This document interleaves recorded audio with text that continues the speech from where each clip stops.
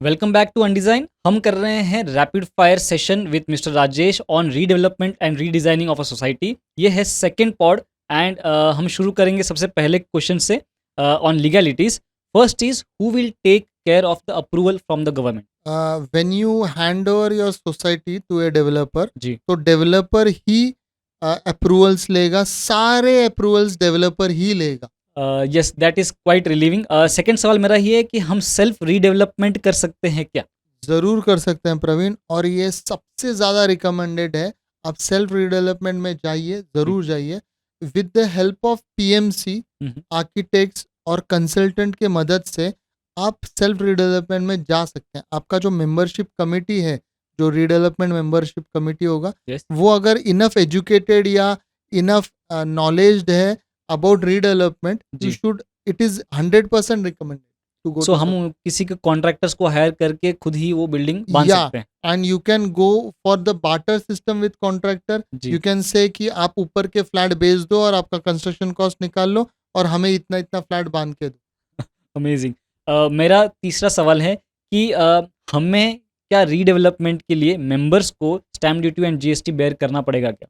अगर आप किसी डेवलपर को दे रहे हैं तो नहीं बेयर करना पड़ेगा। आप का डेवलपर जो है, जी। वो रीडेवलपमेंट में आपका स्टैम्प ड्यूटी और रजिस्ट्रेशन बेयर करेगा इनिशियली डेवलपमेंट एग्रीमेंट थ्रू, जितना एरिया उसने आपको प्रॉमिस किया। जी। लेकिन एडिशनल एरिया जो आप उससे लेना चाहते हैं, जी। उसका स्टैम्प ड्यूटी और रजिस्ट्रेशन आपको बेयर करना पड़ेगा as an flat members, society members. और अगर आपने उससे निगोशिएशन में कुछ टर्म्स रखे हैं कि वो भी आप बेयर कीजिए, फिजिबिलिटी में वो वर्क हो रहा है, तो फिर डेवलपर ही बेयर करे। सो जो एक्स्ट्रा स्टैम्प ड्यूटी और जीएसटी जा रहा है वो जो एक्स्ट्रा अमाउंट है उस एरिया का, उसी के ऊपर बेयर करना होगा कि पूरा एंटायर पे? नहीं, सिर्फ वो एक्स्ट्रा एरिया पे ही बेयर करना होगा। इवेंचुअली गवर्नमेंट को तो पूरा जाएगा, लेकिन बाकी का अमाउंट डेवलपर बेयर करेगा।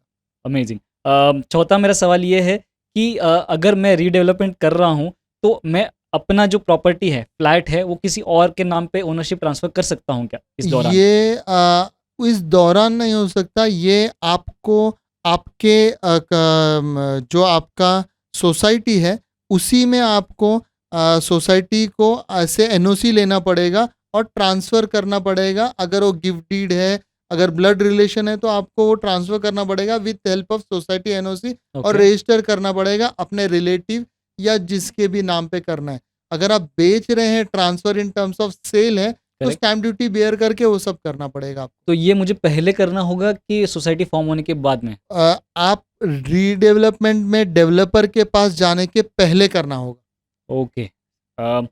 लीगैलिटीज़ में आखिरी सवाल मेरा ये है कि अगर ये इस पूरे प्रोसेस के दौरान हमें डेवलपर के अगेंस्ट कुछ कंप्लेंट करनी है तो मैं कहाँ कर सकता अगर डेवलपर अपने टर्म्स में नहीं है और आप कंप्लेन करना चाहें, तो अभी गवर्नमेंट ने बहुत अच्छा लॉ रेरा बनाया हुआ है, हूँ? जी। जिसमें सुनवाई बहुत फास्ट होती है। It is not like normal civil court, जहाँ पे मैटर बहुत साल चलता है और बहुत प्रोलॉन्गिंग होता है।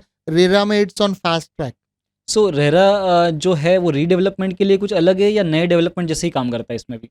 RERA is all laws abiding construction and redevelopment. So everything, there are laws, set of laws हम्म। जो कि उसमें हैं। एक्चुअली MRTP जो लॉ है, जी। वो गवर्न करती है पूरे कंस्ट्रक्शन इंडस्ट्री को। तो उसे स्पीड करने के लिए रेरा करके उन्होंने एक अलग से लॉ और कोड जैसे चलाया हुआ है, जहाँ बहुत फास्ट, जैसे कंज्यूमर कोर्ट होता है, जी। वैसे रेरा कोर्ट उन्होंने किया है, जिसमें फास्ट डिसीजंस होते हैं। कंज्यूमर को तकलीफ ना हो इसलिए कंज्यूमर कोर्ट, वैसे ही करेक्ट। रेरा कोर्ट है for any construction related things, may be new और रीडेवलपमेंट। That's amazing.